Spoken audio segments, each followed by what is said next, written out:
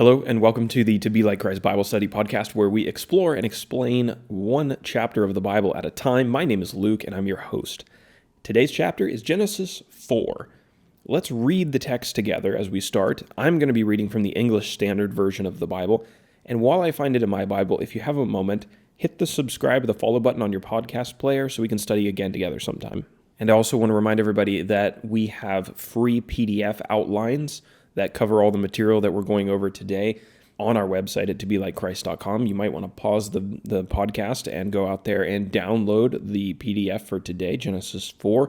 Also, if you just want to get it all out of the way in the beginning and get a hard copy, you can buy a physical book on Amazon that contains all of the outlines for the book of Genesis. Just search To Be Like Christ, that's 2 with the number 2, and you should be able to find those pretty easily. Now to our text for the day, Genesis chapter 4.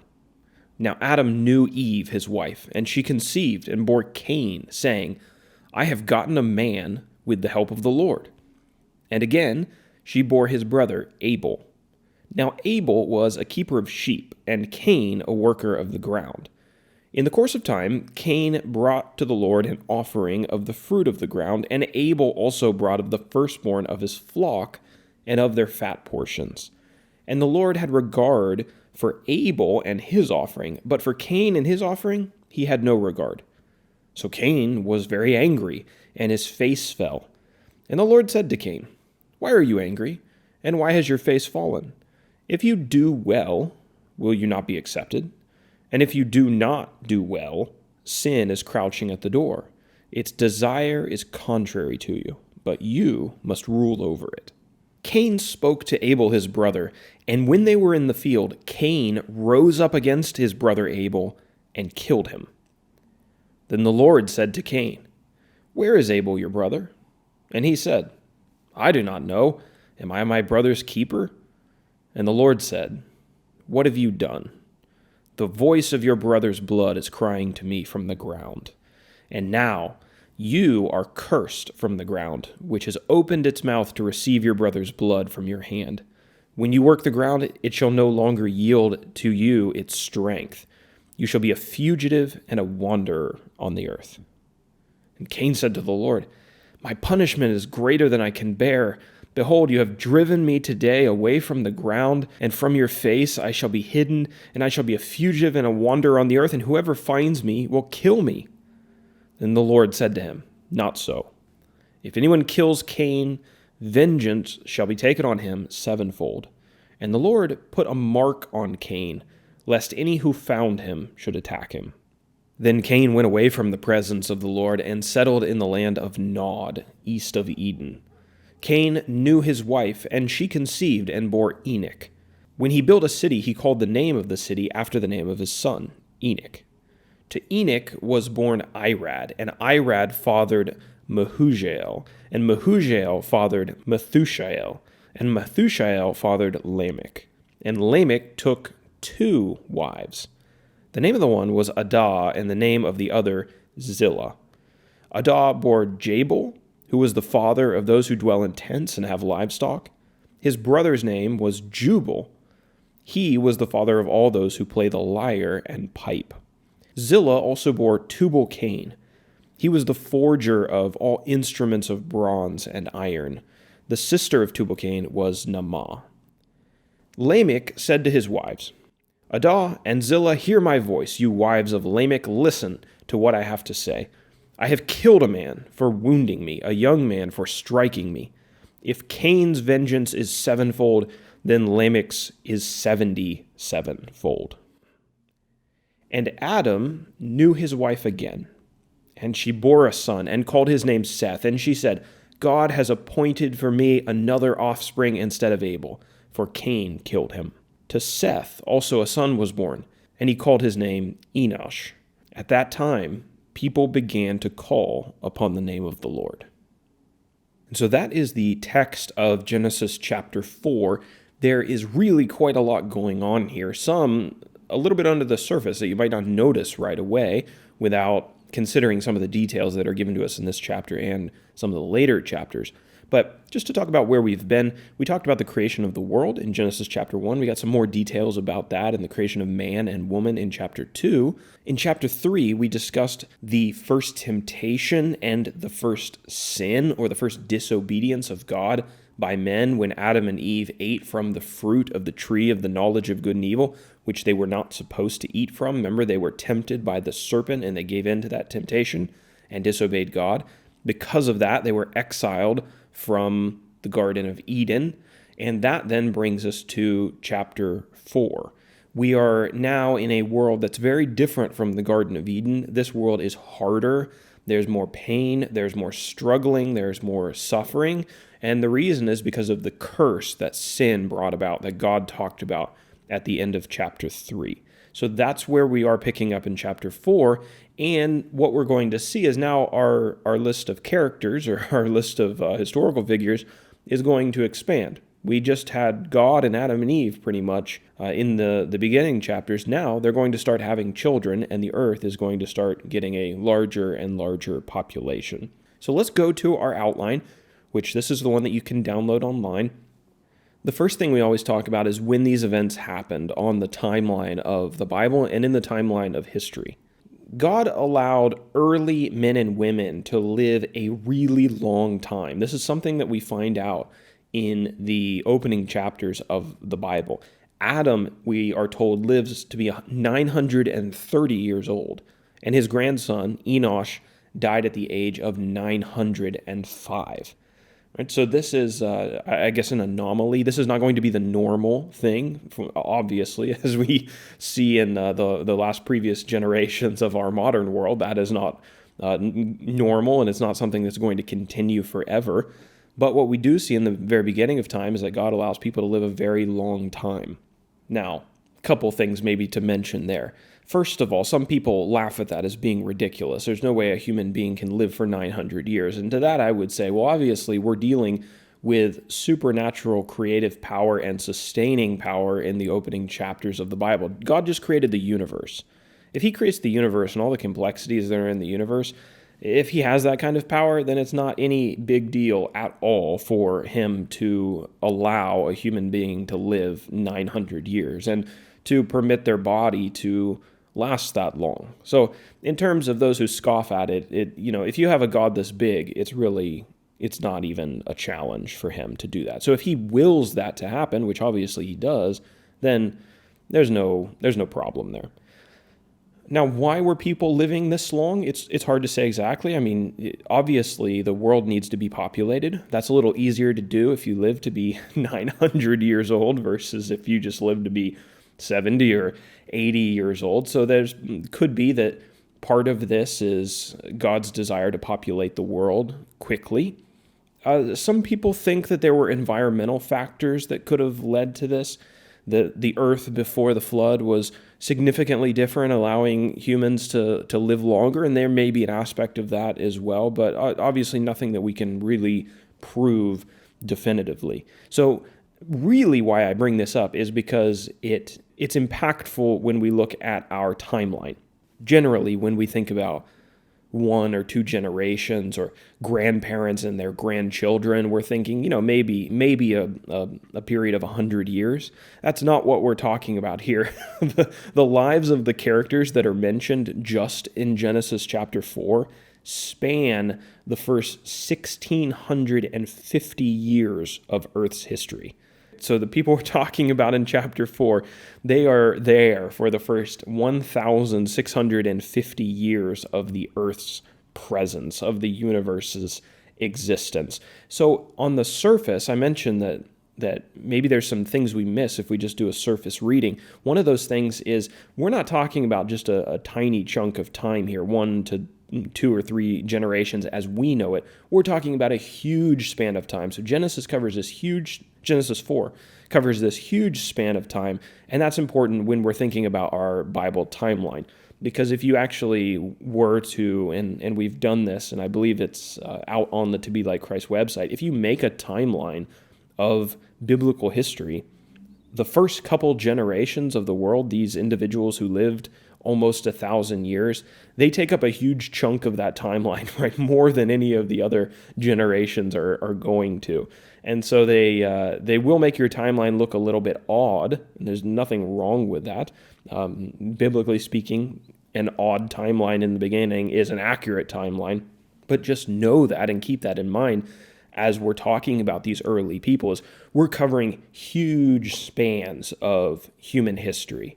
You can imagine going from Adam and Eve, the first two people to exist on the earth, how many people could be born in 1,650 years, especially if these people are living longer lives than normal, right? You could go from the two people in Genesis 1 to by the end of Genesis 4, you're probably talking about millions of people. Okay, so now we're not going to talk about all those millions of people in our characters section, but we do want to talk about some of the key ones. Adam and Eve's children, two boys are named at the opening of this chapter. Cain, he's the oldest son of Adam and Eve, and he unfortunately has the reputation and the what's the word I'm looking for?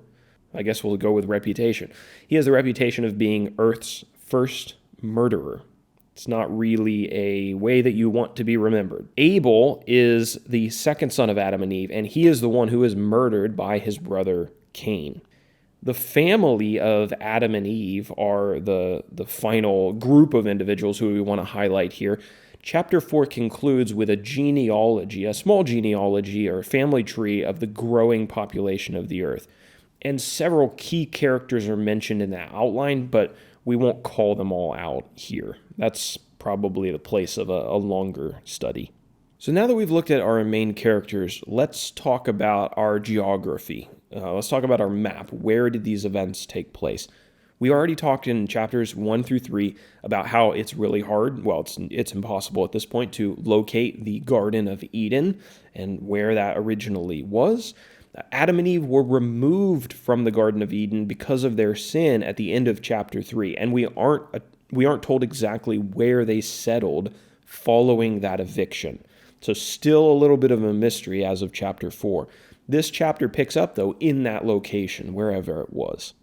Chapter 4 tells us that Cain's family settled east of Eden in the land of Nod after God banished him for killing his brothers. We have a name there, but not an exact location as we're able to identify today. And once again, just keep in mind that this chapter covers 1,000+ years of history. We're going from two people in existence to probably millions of people in existence. Adam and Eve's family probably spread to many locations as their numbers multiplied and as the years progressed. So now that we've looked at our first 3 sections, let's talk about our outline, where we try to break everything down into understandable sections, verse by verse. So our first section, I've entitled it The Story of Cain and Abel. It's a pretty well-known story from the Bible. It's verses 1 through 8 of chapter 4. Adam and Eve had 2 sons, whose names were Cain and Abel. Now, we're told their professions. Cain grew up to be a farmer, or he worked in the fields, grew vegetables, fruit, things like that. Abel became a keeper of sheep, so a shepherd or a herdsman. And we're told that both of these brothers prepared a sacrificial offering to make to the Lord. Now, why did they do this? We're not told exactly, but it seems pretty obvious from some of the other the context clues that this is something that God had instructed them to do. And we're also going to find out, it seems to be implied that there were some instructions for how exactly to do this, and the offerings that God would accept and the things that he wouldn't be so happy with. So they both bring their offering to the Lord. Cain, the farmer, sacrificed some of his produce.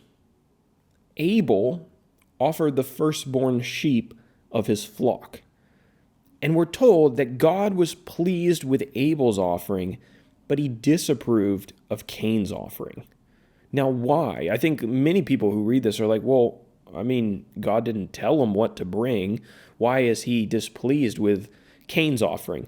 I think it's implied that God did tell them what to bring, and that these instructions about these sacrifices and how to do them just are not told to us in the text.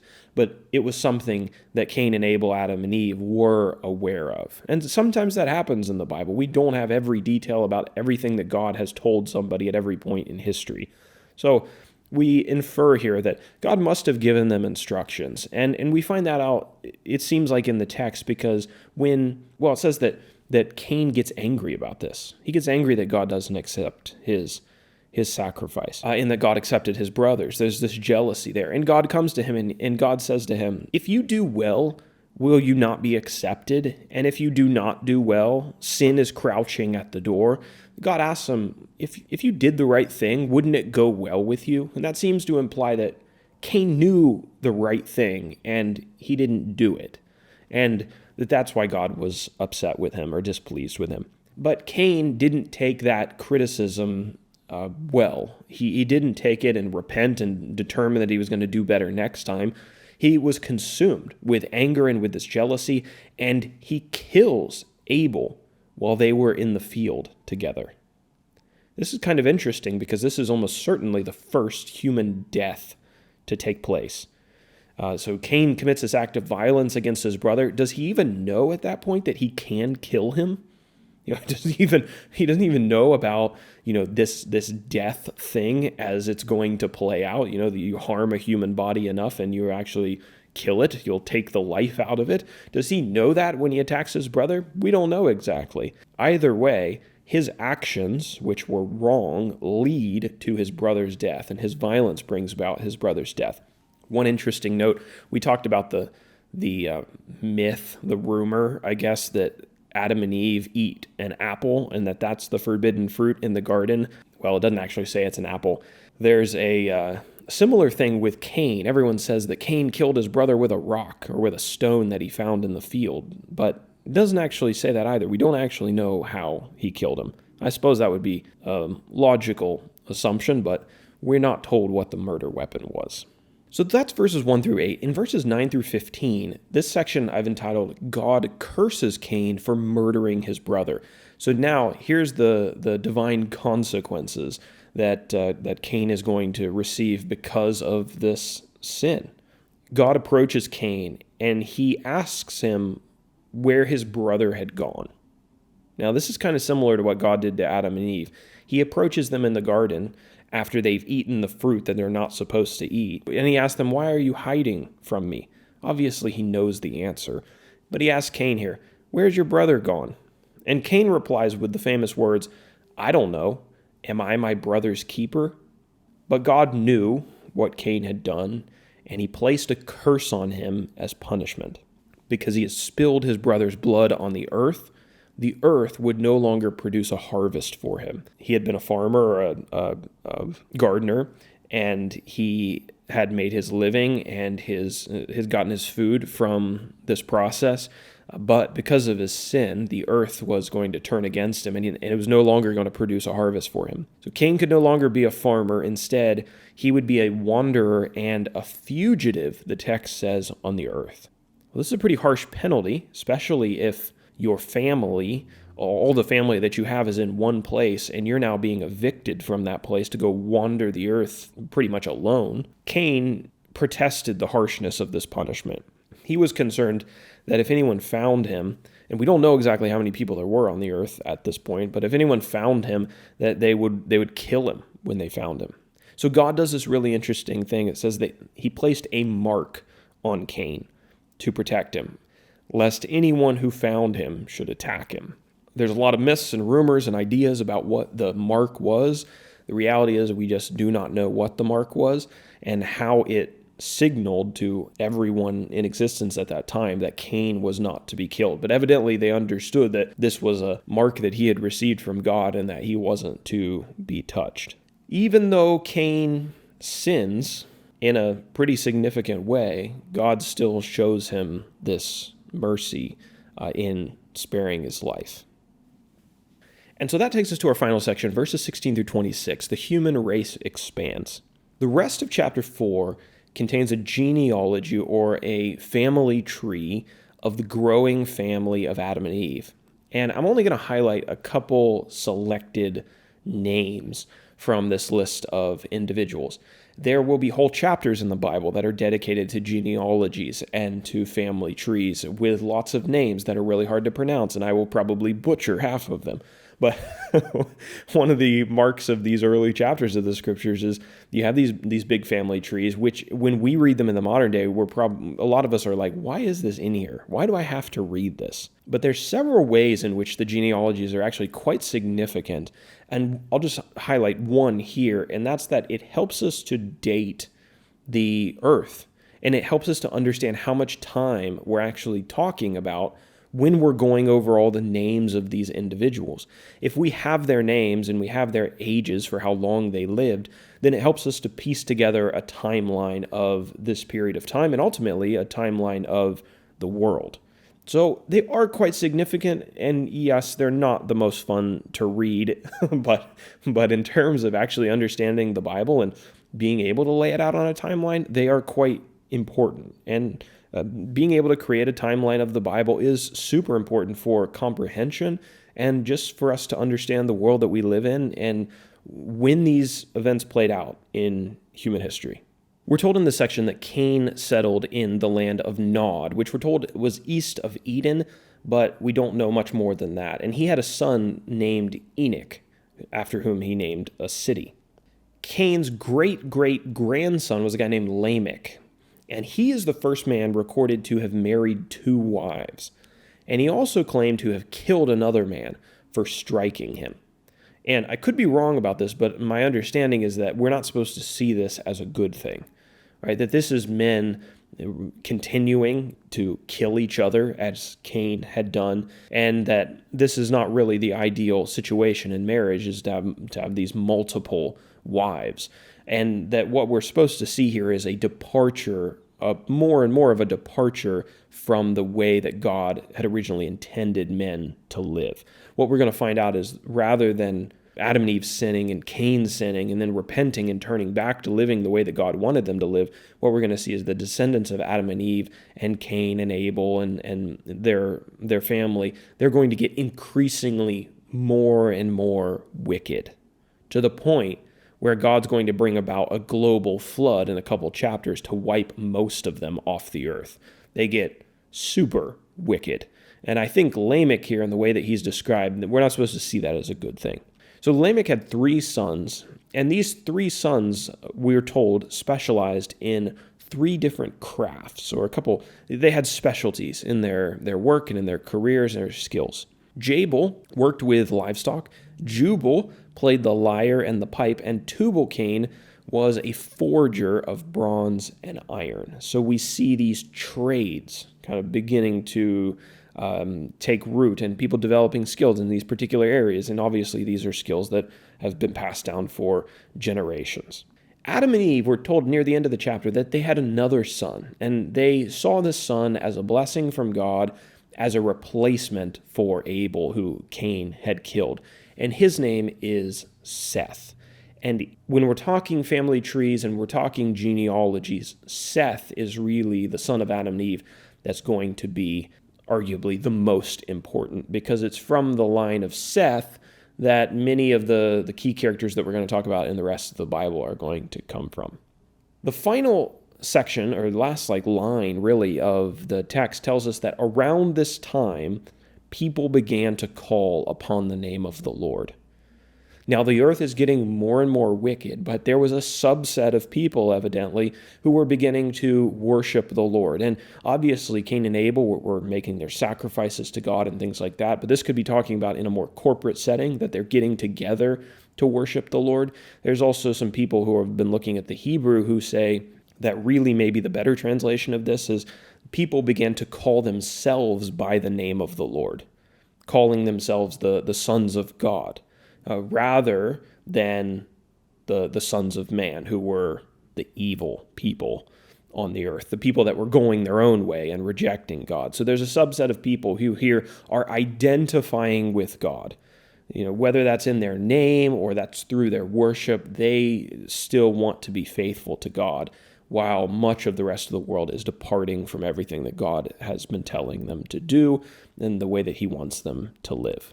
So that's quite an interesting way to end the text. I really wish we had more information on exactly what is meant there by people began to call upon the name of the Lord, but we just don't have a lot of details.